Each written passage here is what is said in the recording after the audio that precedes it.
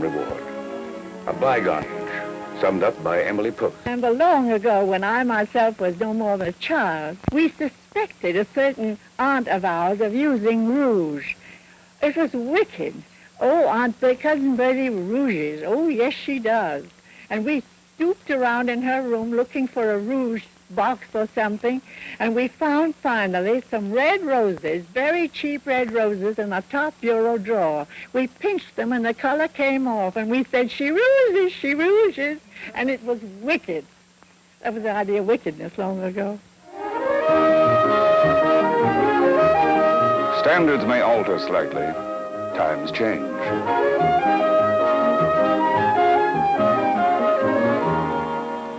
Innocently, gradually, she has changed the morality of a nation without even being aware, perhaps, that she was doing it. She may be mother or movie queen, debutante or college dean, housewife or working girl. But whatever her title, she is the world's most varied, puzzling, and exciting creature, the American woman in the 20th century.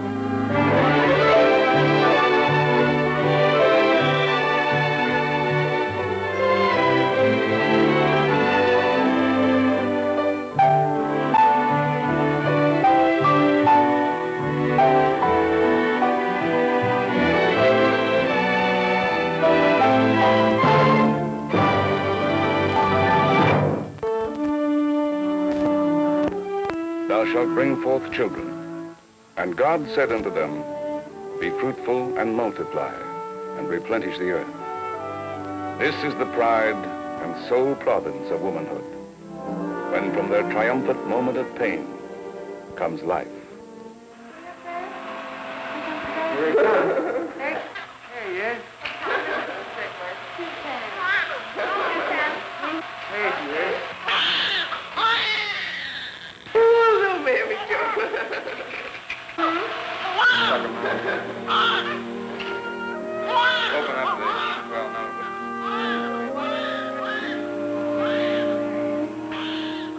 If she is a girl, this squalling ball of life has entered a puzzling world.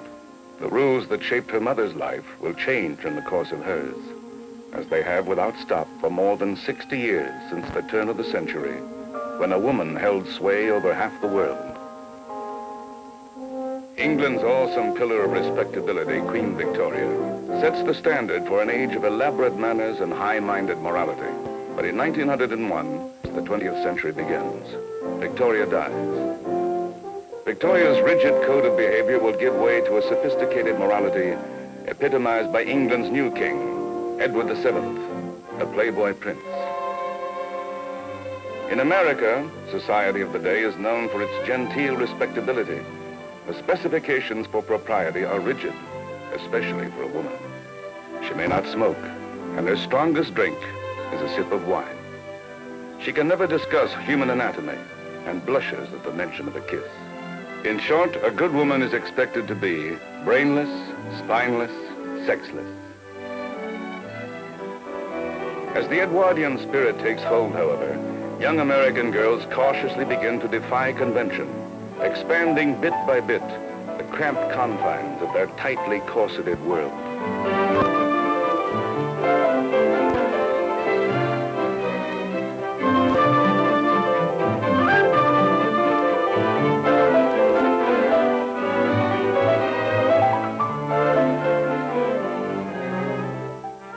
The eligible young lady of 1905 has a ready-made prototype created by a magazine illustration, the Gibson Girl.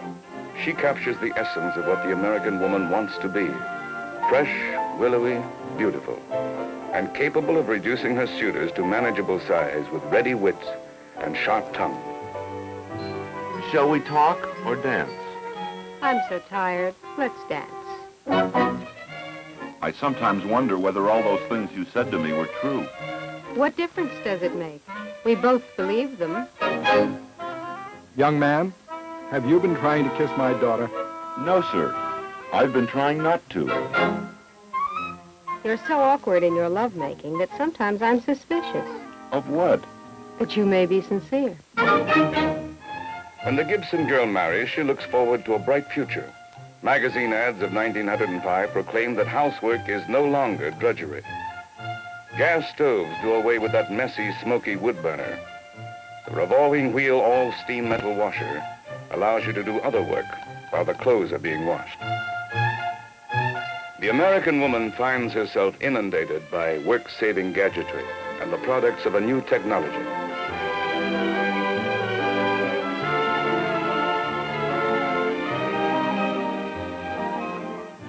Leisure time is an unfamiliar luxury, but now the machine makes possible a break in her routine. Of all the inventions, none excites the American housewife as much as the Nickelodeon, where she finds a stimulating world of entertainment for just 5 cents. To a Steinway's maudlin clatter, the flickering screen becomes a crystal mirror of the fashions, manners, and morals of the day. Writes one moralist, men want a girl who has not rubbed off the peach blossom of innocence. A woman, Mary Pickford, is the first big movie star. She is the personification of purity and goodness, the image a nation desires for its girls, America's sweetheart.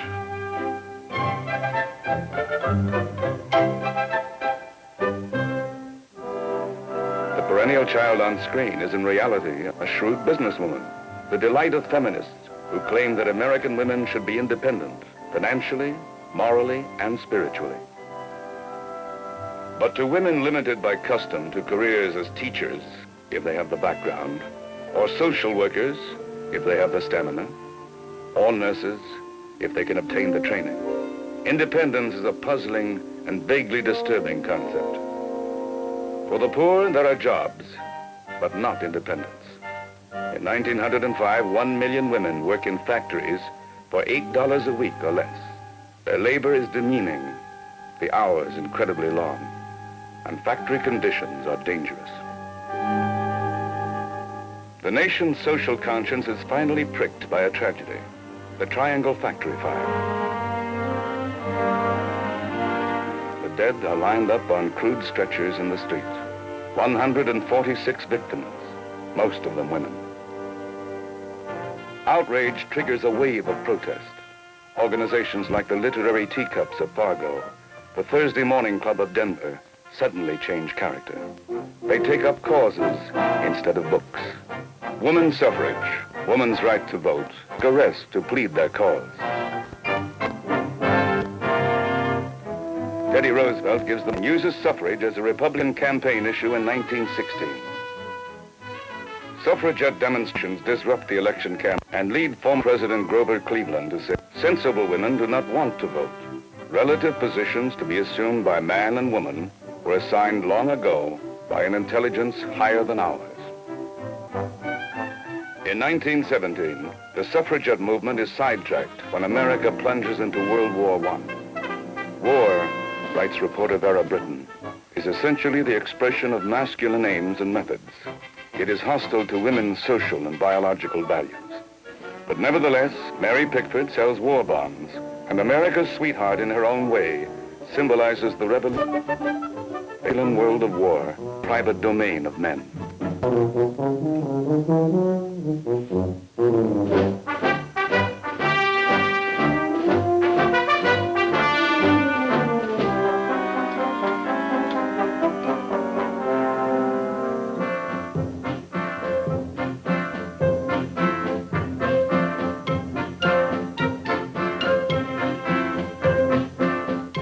8.5 million women are employed in America's war effort. In a letter to a doughboy overseas, a young factory worker writes, I know it seems funny, but I like the job I'm doing, even though it's dirty work and hard. I never earned my keep, but now that I do, I feel a little more important than I ever have before. The assumption that women are fit only for the home is being dispelled. A way of life is crumbling.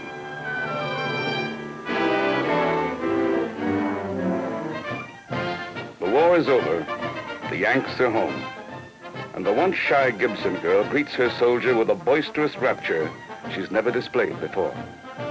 To the surprised doughboy, the words of a popular song have a new and startling meaning. How you gonna keep 'em down on the farm? Women are back on the streets pleading their suffrage cause, and for the first time, they have sentiment going their way. President Wilson tells Congress, we cannot reject this measure in ignorant defiance of what a new age has brought forth.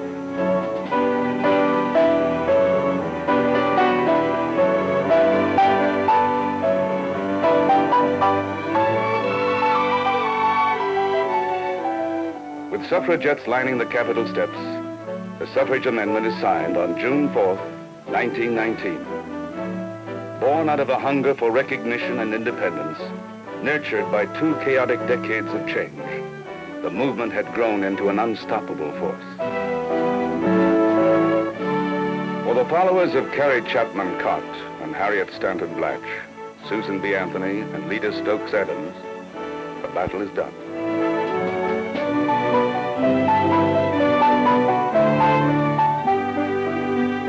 In the 1920 presidential elections, the American woman possesses the right to cast her ballot, express her opinion on the affairs of the nation. And as she does, she marks the end of an era. Women have planted themselves firmly in a world once reserved for men. Never again will she be ordered to leave the table when brandy is served and retire for a round of woman talk. Never again will a husband say, that's not for a woman to think about. How long will it be, many wonder, before women might even be seen in public smoking cigarettes?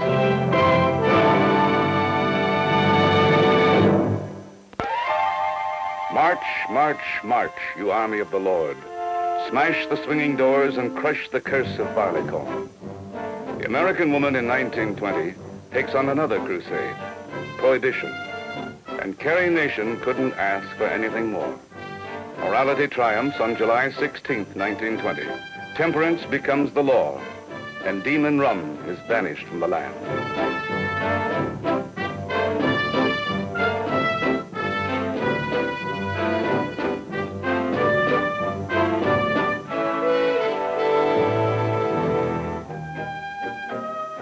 Prohibition, peace, prosperity are key words for 1920 America.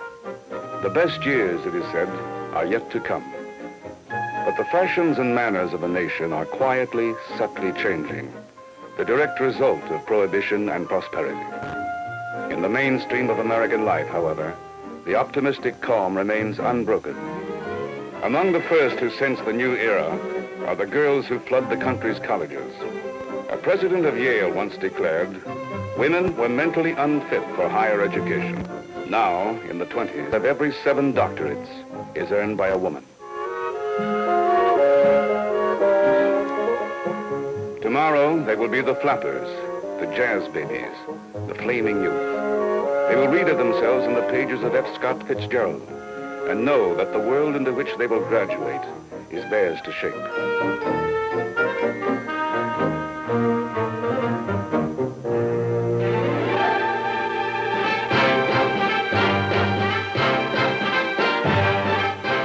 The jazz age has suddenly arrived, and the American woman, caught in a crumbling morality, stages a deliberate revolt. Neck becomes her newest verb, the petting party her #1 indoor sport. She's a flapper now, and flap she does.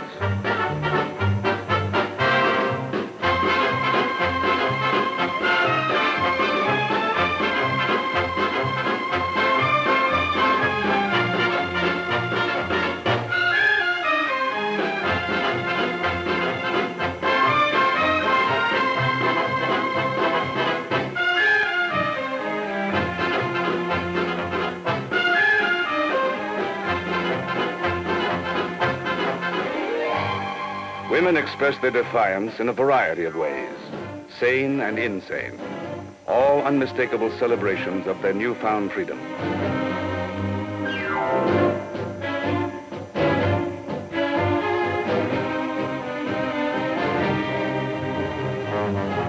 No part of man's domain remains sacred.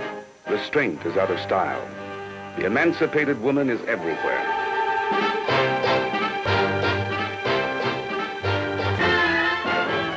It is an epidemic of frivolity, and those who succumb seem determined to mock every tradition, including modesty and good taste.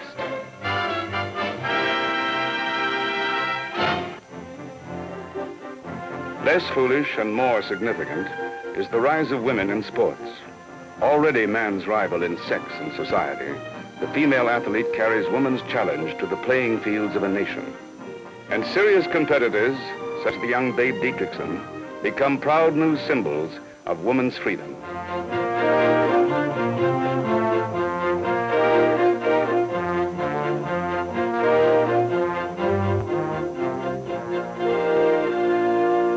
Always a barometer of change, the world of fashion quickly reflects the American woman's revolt. Camouflage is suddenly out of style, and the corset all but disappears. Skirts shoot up, stockings are silk, women are slimmer, breasts are flatter. Rayon undies the order of the day, woolies a thing of the past. The boyish bob now becomes the badge of freedom. Young, everyone cuts their hair. Even Mary Pickford, whose curls were symbols of innocence for 20 years, falls victim to the tempo of a changed America. But Mary's brand of puppy love is passé. Moviegoers seek a new excitement and find it in a brash young star named Clara Bow, the girl with it. The it girl is the image of her time. Alive, young, sexually free. She has that indefinable something.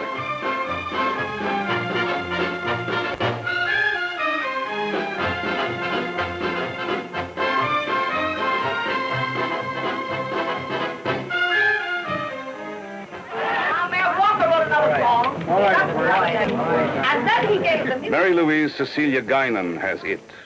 She calls herself Texas, calls her customers suckers, and holds court in her Manhattan speakeasy. I'll wave and swear and tear my hair because I'm going to kill that bum that wrote that song entitled California, Here I Come. Peaches Browning has it too, and at 15, her daddy makes her the darling of the tabloids.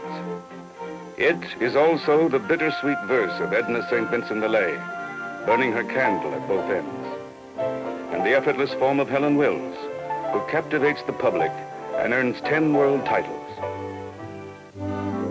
There is Ziegfeld star Fannie Brice, who ages in reverse as the unforgettable Baby Snooks. Expatriate author Gertrude Stein, whose phrase, the lost generation, becomes the epitaph of the jazz age. The most famous pair of legs on Broadway, those of Marilyn Miller, are lovely proof that gentlemen prefer blondes, but marry brunettes, like butter on a sullen August morning. And 14 and a half hours later, becomes the first woman to swim the English Channel, almost 2 hours faster than any man. Her triumphal homecoming is one of the wildest parties in New York's history. The city gives her its heart and discovers that welcoming heroines is fun. Ruth Elders' attempt to fly the Atlantic fails, but hero-happy New York mounts a parade in her honor. Lady Evangelist Aimee Sample McPhersons survives a conspicuous kidnapping, and Vanity Fair magazine nominates her for oblivion. But Sister Aimee remains the idol of the faithful. God bless you, one and all. Won't you sing one of your temple choruses for me?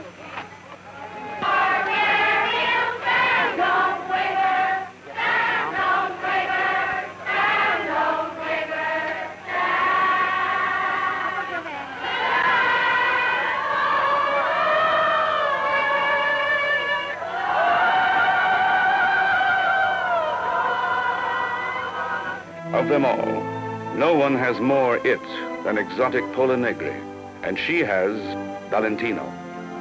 Millions of American women avidly follow the brief summer of their well-publicized romance. To the public, Valentino's frank lovemaking fulfills their need for an idol whose passion can match their own. As no other man before or since, he becomes the love object of his times. Says Valentino himself, women do not love Rudolph Valentino. They are infatuated with what he stands for. They are in love with love. On August 23rd, 1926, Rudolph Valentino is dead. Tens of thousands line the streets of New York to pay homage. But what begins as grief becomes a grotesque spectacle of public hysteria. The bizarre scene captures the frenetic spirit of the American woman in the 1920s. Shouting, shoving, screaming, she caps the flapper age.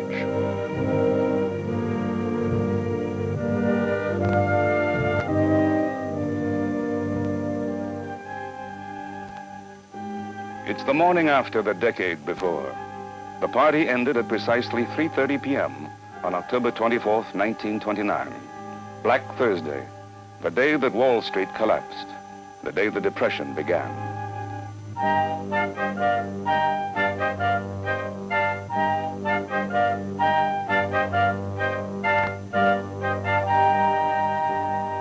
The age of fun is finished.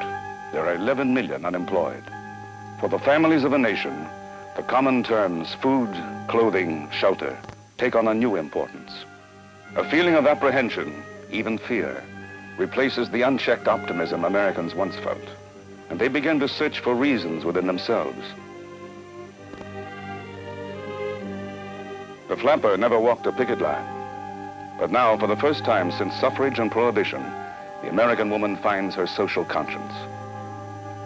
Exclusive women's clubs discover that being frivolous is no longer fashionable.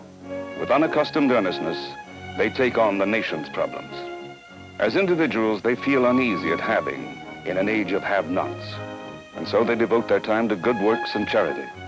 They are symptomatic of a sobered America, searching pathetically but earnestly for an answer to the country's dilemma.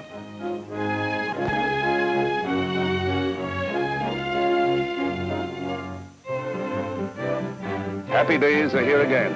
The skies above are clear again. Franklin Delano Roosevelt rekindles America's optimism. In 1933, he launches both the first 100 days of the New Deal and the extraordinary career of Eleanor Roosevelt.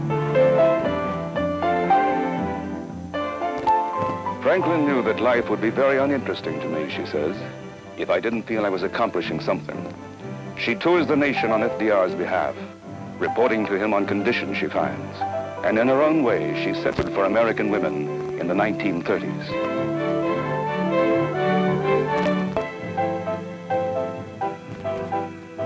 A generation of career girls will model themselves on the energetic image of the nation's First Lady. My work, she says, is an opportunity for living life as fully and deeply as I possibly can. After a particularly strenuous trip, a reporter assigned to cover Eleanor Roosevelt writes, "Please, make Eleanor tired, just for one day." I christen you New York Flyer.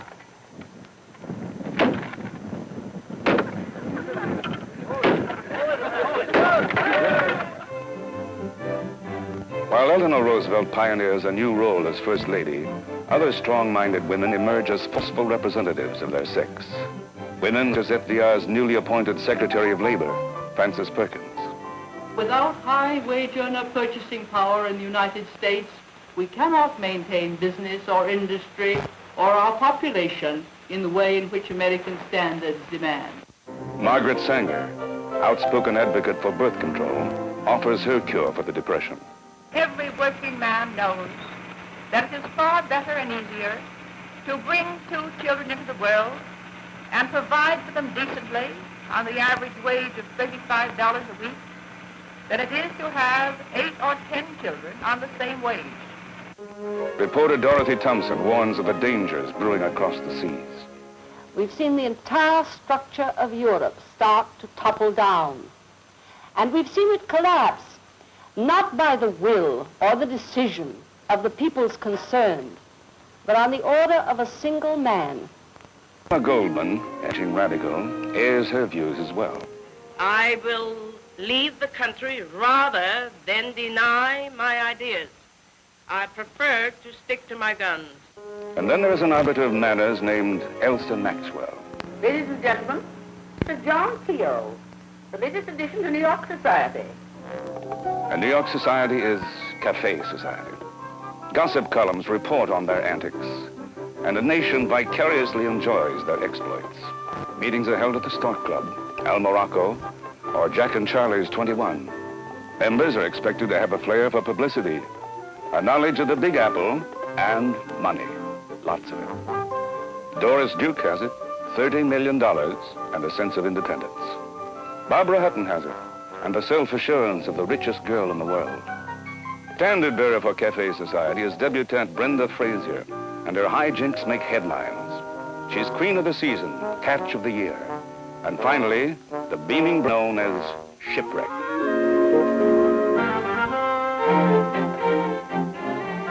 high life is a means of escape for 1% of the people. The other 99% go to the movies. In the bleakness of depression, Hollywood finds a market for nonsense set to music. So where is the money? Look up, the skies are sunny. Old man depression, you must prove you've done us wrong. We never see a headline about red lines today. And when we see the landlord, we can look that guy right in the eye. We're in the money. Come on, honey. Movie queens of the 30s no longer project blatant sex, but worldly sophistication instead, in stars like Joan Blondes, Joan Crawford, Barbara Stanwyck, Greta Garbo, Claudette Colbert, Irene Dunne, Loretta Young. They are the goddesses of a fantasy world. But a determined young girl from Kansas more closely resembles the ideal of the American woman in the 1930s. Amelia Earhart is a bold, ambitious aviator whose exploits brightened the Depression for men and women alike. In 1931, she becomes the first woman to fly the Atlantic alone, and her tumultuous welcome spurs the eloquence of New York's Mayor Jimmy Walker. You remember that some 5 years before you took off, when Colonel Lindbergh made his solo flight across the Atlantic and coined the aeronautical we, that it remained of the masculine gender. And it seems to me as if you have at last cleaned up that aeronautical we and taken the sex out of it. Tripoli Essex Paraplane.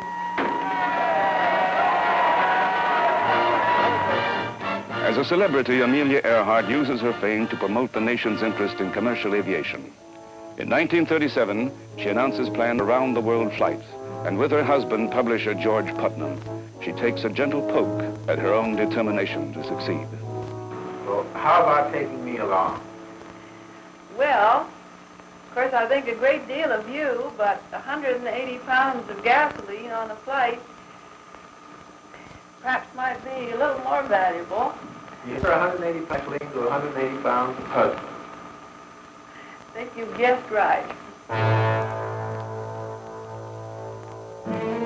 Her ambitious flight is a brave gesture in an age that appreciates courage. But somewhere in the reaches, it will disappear. Her flight, in a way, marks the passing of an era for women, world. The 1930s are come close. The Depression is ending.